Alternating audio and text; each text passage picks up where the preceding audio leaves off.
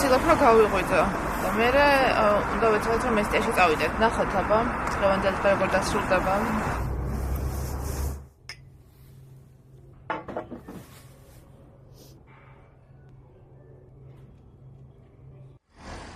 როგორც ცდილობს უმანქანო ხალხი მოხვდეს მესტიაში. ამინდი კარგია, აქაც და იქაც.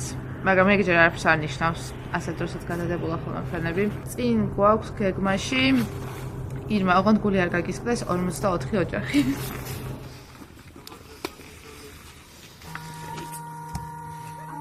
ძაღლებს ხო მეშინია, ხარის ხო ყველაფერს. გზის ხო მეშინია, უკვე მანქანებს ხო მეშინია და ყველაფერი ერთად მოქვს.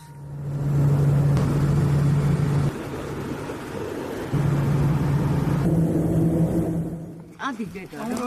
არა, მაგრამ სურავს. სასწრაფოდ უნდა დავარიგოთ ეს კომპიუტერები. იმიტომ ხვალ კიდევ 12 წელი უნდა ჩამოვიდეს. 5 საათი დაიწყო და პირველ ოჯახამდე მოვახციეთ. და აქ უკვე ბნელდება და ძალიან ცივა. მოყინულია ყველაფერი. ამიტომ წარმოდგენა არ მაქვს დღეს საერთოდ რას მოვასწრებთ.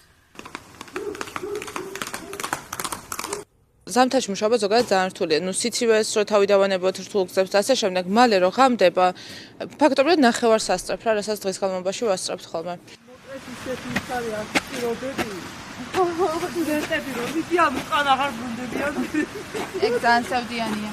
იმაზე ბევრად მეტი ჩავრთეთ, ვიდრე წარმომედგინა რომ ჩავრთავდით.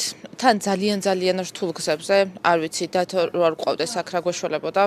კეთილი და მოხუჩი ჩუქი ხარ. მანქანის გარეშე სვანეთის დაწყება ცალკე სიგიჟეა, ანუ რის იმედად დავიწყეთ მართლა სვანეთში მუშაობა, არ ვიცი. დღეს მზიანი დღე გვაქვს. დათოც მოსულა. წინა წლის ვიდეო რო დავდეთ რაჭიდან, დათომ დააკომენტარა, რომ სვანეთში თუ გადაწყვეტ მუშაობას დაგეხმარებითო. ხო და ეგ დავიმახსოვრე, იმიტომ რომ მეტი არავინ არ მეგულებოდა სვანეთში. ალბათ მაშინ ბოლომდე არ იცოდა, რისი გაკეთება მოუწევდა. დათოს გულიშიც დავიწყოთ თუ ყარით. ივლისიდან მოყოლებული რამდენჯერ ჩამოვედით, რამდენი დღე გვატარა, რა გზებზე გვატარა. ძალიან რთულია სვანეთში ბავშვობის მიგნება. კარგი ცხოვრობს იქ. გულიში რო უწედე შესამა ისე კი? კაი, გადავაკეთე. მინიშნებები არის მაგალითად კოშკთან და გაიხედავ და სულ კოშკებია. ან მინიშნება არის კაკრის ხესთან. 21 საუკუნეში ტექნოლოგიების ერაში მე რამდენი სოფელში არავის არ აქვს ინტერნეტი. არავის არ აქვს ინტერნეტი. ინტერნეტს იჭერენ მხოლოდ მობილური ქსელის დახმარებით და აი მაგალითად რამდენიმე სოფელში ჩვენი ტელეფონი ნახევარი დღე იყო გათიშული, იმიტომ რომ უბრალოდ ქსელი საერთოდ არ იჭერდა.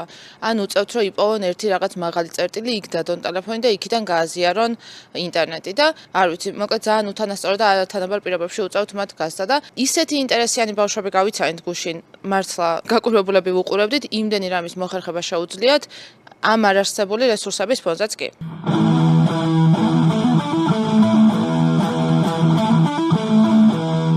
ელექტროგიტარაზე უკრავ კლასიკურზე, ფანურზე და ანუ სიმიან საკრავებზე თითქმის ყველაზე რა.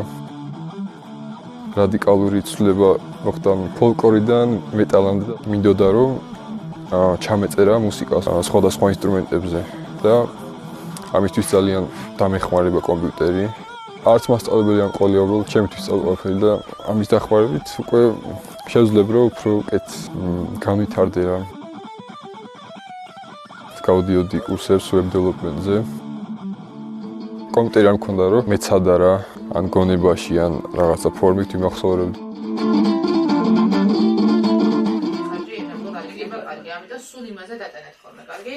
ცოტა უცნაური გასვლა გვაქვს, იმიტომ რომ მე მიწევს მარტო მუშაობა, ირმა დავტოვეთ სასტუმროში, რაღაც ვიდეო აქვს დასამონტაჟებელი. დღეს მოგინათხები. აუ რაღაცნაირია, მაგით არ მივდივარ, რა ნახე. შენ რო არ მოდიხარ, რაღაცნაირად ვერ მივდივარ დროზე. არ ვიცი როგორ უნდა ვიმუშაო შენ.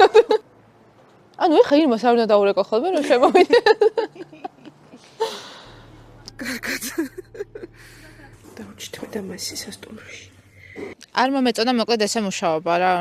უკაც მარიამს უნდა ორო. ცალკე რო დავდივარ. წეყან მერვე ოჯახიდან რო გამოვედი, ვფიქრობდი, რომ ეხლა ირმას უკვე დაეტყობოდა სახეზე დაღლა და შიმშილი თქო. ამ ვიდეოდან გაიგებს ირმა, რომ დღეს სამჯერ ამის დავგორდი. დავცურდი უფრო სწორად მოყინულ გზაზე. დაცურდა ჩვენი მანქანაც და კინაღამ გული გამისკდა. სვანეთში ვიყავით წელს 6 ჯერ. მოვდივარ. სამჯერ გავქუნდა ფრენა და მოგვიწია დინდურის ოკრების გაცნობა და იქიდან ზუგდიდამდე მარშრუტი წასვლა. იმდენად ძალიან გვინდოდა სვანჩი ჩამოსვლა. მართლა ერთი რეგიონი იყო დარჩენილი, სადაც ჯერ არ ყავდა მოსწავლეები, რომ ივლისიდან შევძალიათ ვიზიტების დაწყება და მე მგონი ძალიან კარგი ტემპით წავედით. ჯამში რამდენი გამოდის? 170-ზე მეტია უეჭველი. არა, ბევრად მეტია. ბევრად მეტია, ხო? ბევრად მეტია.